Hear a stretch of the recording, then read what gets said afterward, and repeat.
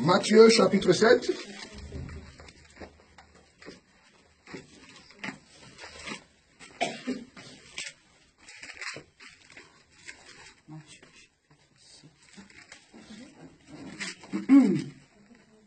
Matthieu chapitre 7, du verset 7 du verset 9 au verset 11. Est-ce que tout le monde a la page? Matthieu chapitre 7 du verset 9 au verset 11, pardon, je lis au nom du Seigneur. Amen. Lequel de vous donnera une pierre à son fils s'il lui demande du pain? Ou s'il demande un poisson, lui donnera-t-il un serpent? Si donc, méchants comme vous l'êtes, vous savez donner de bonnes choses à vos enfants, à combien plus forte raison votre Père qui est dans les cieux donnera-t-il de bonnes choses à ceux qui les lui demandent? Amen. Amen. Peuple de Dieu, la question est bien posée ce matin. La question que le Seigneur te pose ce matin. Lequel de vous donnera une pierre à son fils s'il lui demande du pain? Alléluia. La pierre qui s'est dressée devant toi dans ta vie pour que tu ne puisses pas accéder à la bénédiction, pour que tu ne puisses pas accéder aux richesses, pour que tu ne puisses pas accéder à la prospérité, pour que tu ne puisses pas accéder au mariage, pour que tu ne puisses pas vivre heureux sur la terre. Dieu te dit ce matin que c'est toi qui es un homme, tu sais donner les bonnes choses à ton enfant. Penses-tu que la pierre qui se présente aujourd'hui comme un obstacle dans ta vie, cette pierre ne vient pas de Dieu? Alléluia. Dieu ne peut pas te donner une pierre. Parce que toi qui es un être humain, à la place de la nourriture, tu ne donneras pas une pierre à ton enfant. Alléluia.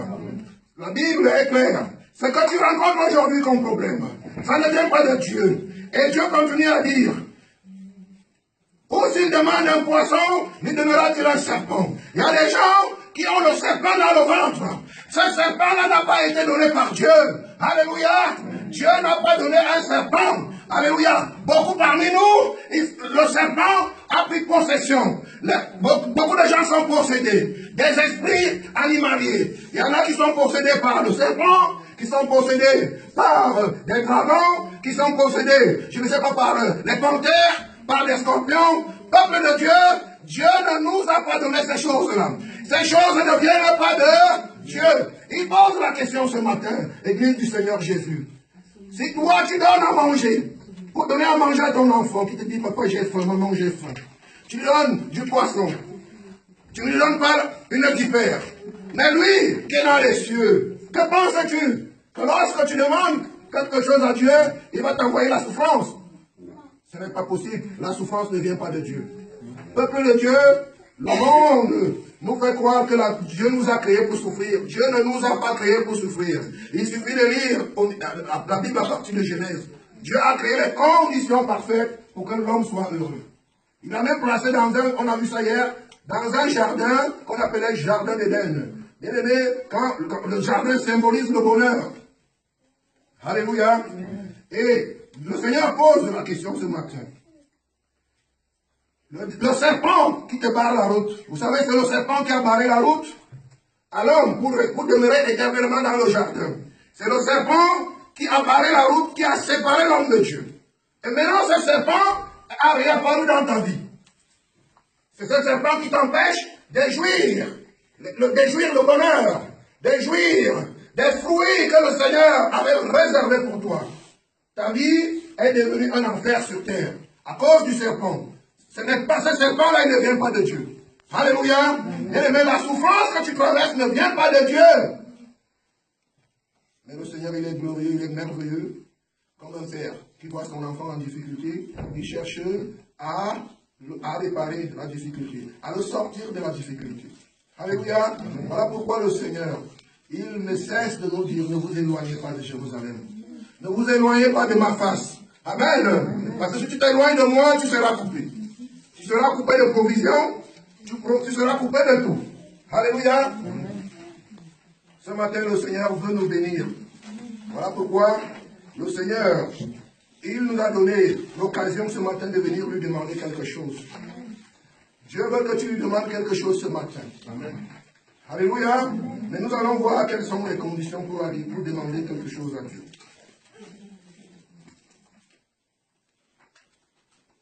Bien-aimés, revenons sur le message d'aujourd'hui de Chroniques chapitre 1er.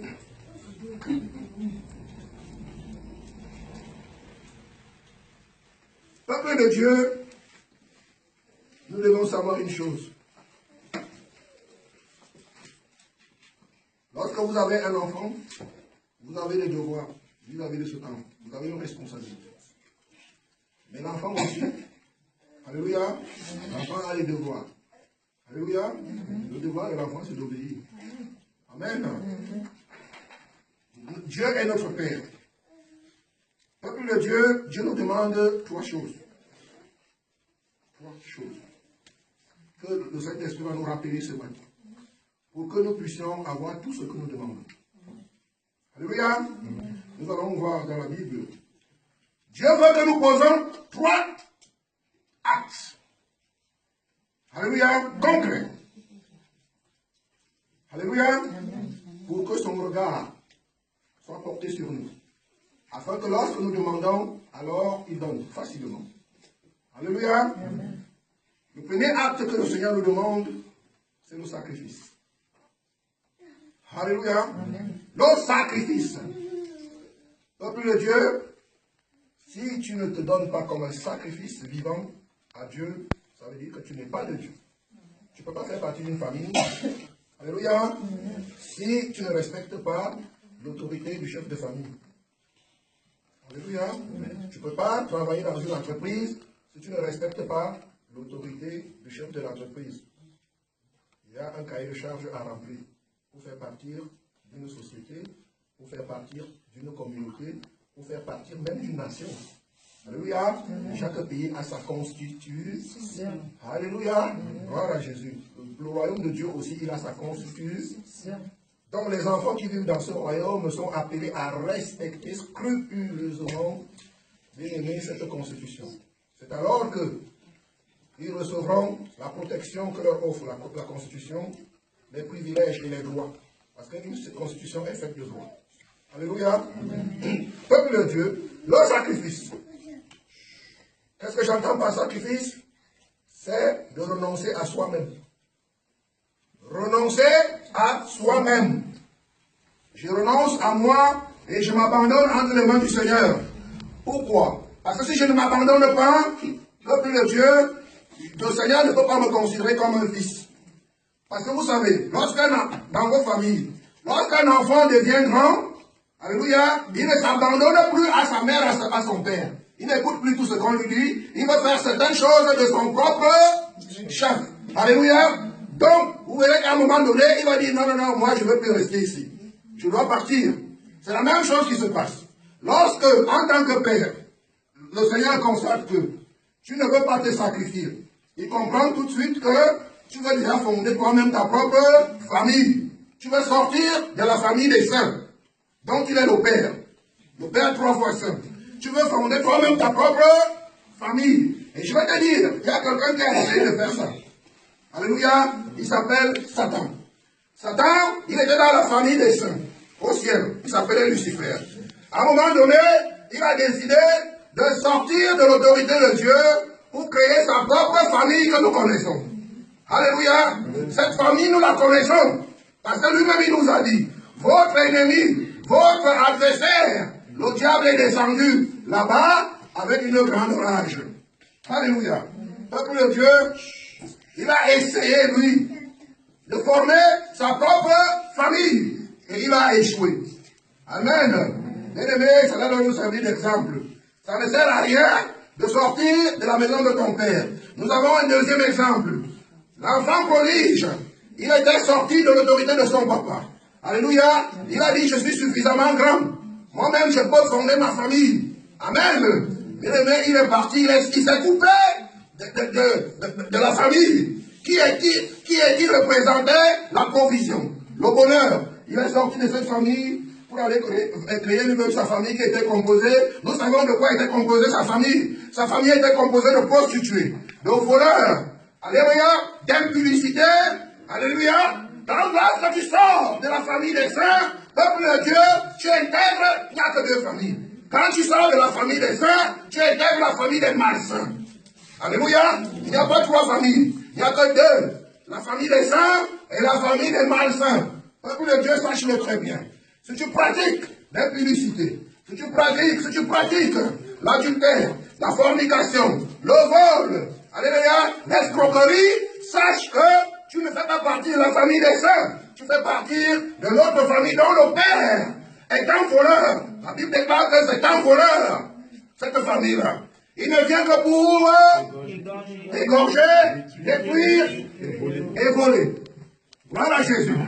Donc ne sois pas surpris. Tu as des comportements qui ressemblent à ce père-là. Sache que c'est lui qui est ton père. Alléluia. Voilà Jésus. Le sacrifice. C'est lorsque un enfant se sacrifie que l'attention du père est portée sur l'enfant. Si l'enfant se rebelle, l'attention du père est déplacée automatiquement.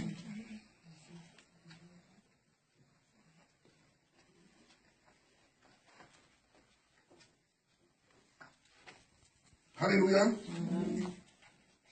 Nous pouvons voir le service, oui. Le deuxième acte que nous devons poser. Le service. Amen. Ah, un enfant ne va pas rester chez toi, il croise les bras comme ça, il regarde la télé, du matin au soir, la télévision, toi tu pars travailler dans le froid. Bien aimé, c'est vous qui élevez vos enfants comme ça, c'est contre la volonté de Dieu, peut-être vous ne le savez pas.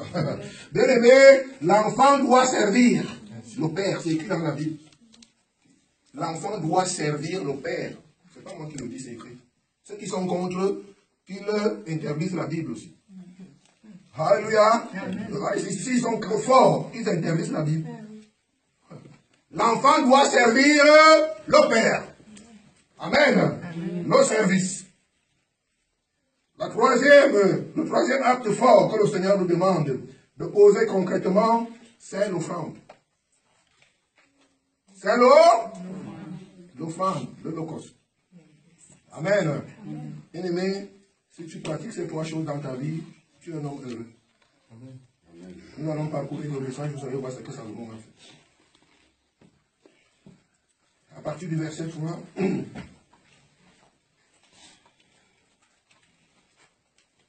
on voit, et saluez le nom de notre Seigneur et Sauveur Jésus.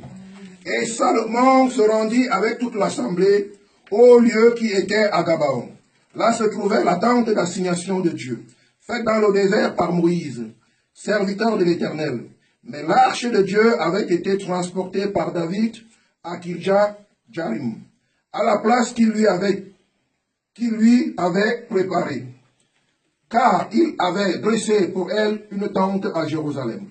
Là se trouvait aussi, devant le tabernacle de l'Éternel, l'autel des reins qu'avait fait Beth-Zalel, fils d'Uri et de Our.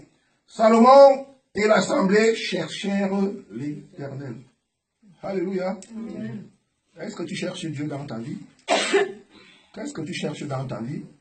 Tu cherches d'abord les choses que Dieu a créées, ou tu cherches d'abord celui qui a créé? Alléluia. Mais regardez comment le monde a renversé les données. Lorsqu'un enfant arrive au monde, on l'apprend, la première éducation qu'on lui donne, la première instruction qu'il reçoit, c'est de comment faire pour accéder aux choses matérielles. Alléluia. L'enfant ne connaît pas le Créateur. Il ne sait pas. Déjà tout petit, son père et sa mère ne prennent pas le temps, n'est-ce pas, de l'amener à comprendre que ce que tu vis, alléluia, il y a quelqu'un qui a créé. Et cet homme-là s'appelle, et cette personne s'appelle Dieu. Alléluia. Mais on envoie l'enfant à l'école, il va étudier les mathématiques, il va tout étudier pour chercher les choses du monde. Et pendant ce temps, bien aimé, l'enfant ne sait pas qu'il est fait d'esprit. Il ne sait même pas qu'il a une âme. Mais le monde spirituel sait que cet enfant a un esprit et une âme. Alléluia. Et la Bible nous déclare que votre adversaire est descendu avec une grande rage, sachant qu'il lui manque peu de temps. Pendant que toi tu t'occupes à chercher les choses matérielles, lui il s'occupe à détruire ta vie spirituelle. Alléluia. Lui il prend possession de ta vie spirituelle parce qu'il sait que c'est le plus important. Amen.